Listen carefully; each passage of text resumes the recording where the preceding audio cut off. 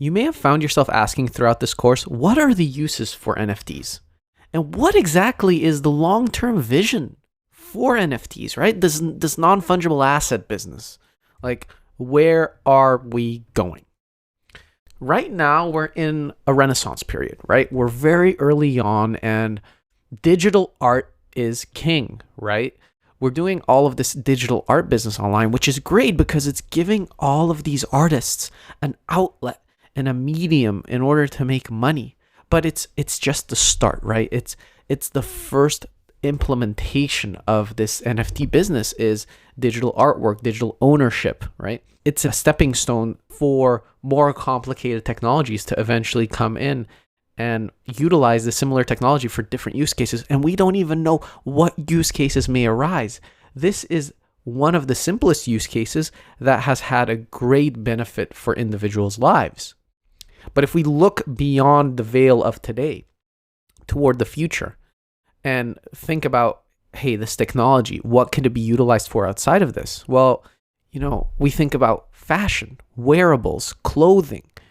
Maybe we link an NFT to them to have ownership. We all know that Nike has a patent out for an NFT to combat gray market selling by embedding NFTs into the shoes and tracing the ownership, right?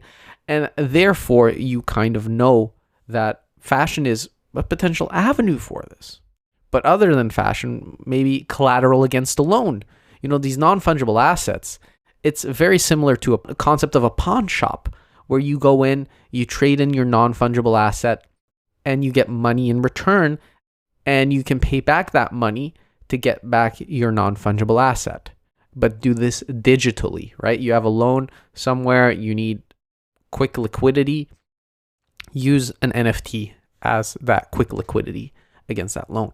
That's a financial concept. There's a lot of financial concepts out there that we could use NFTs for, like tons and tons and tons. This is just one of them. Maybe in gaming, right? We've touched upon this many times throughout the course. You buy a lot of digital assets in games, but you need that liquidity, transferability, and all of those other hallmarks in order to be like, well, if I'm going to invest in these game skins, why don't I get benefit out of it? So that's just another avenue that may potentially spawn use cases for NFTs. And it's not to say that all of these NFT use cases are going to be on Ethereum, right? Ethereum right now is where it's at. But for true interoperability, maybe we'll reach a point where we can go across blockchains and wrap these assets, these non-fungible assets. But the protocols and the communication mechanisms for that have yet to be defined and are very much in their infancy stage. Then we go look at something more business-oriented, like the supply chain, right? Let's say you buy an item from a different country.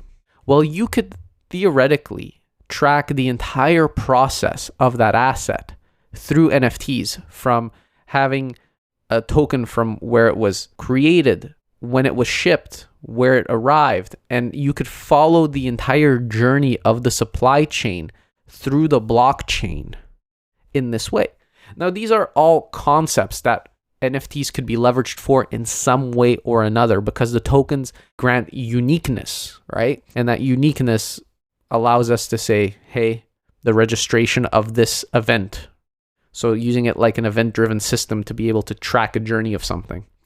All of these use cases, all to say that the space is extremely interesting and there's a lot of things you can do with technology. And although digital art is where we're at right now and a lot of people are skeptical, the long-term strategic vision for a technology like this is infinite.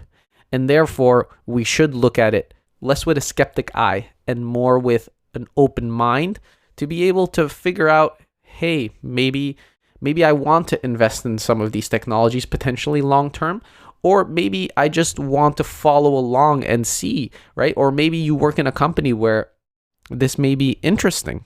Just keeping an open mind is very important when looking at these new technologies, because even though you may be skeptical about the initial use cases, the long-term use cases may be valid and valuable for you, and that is important.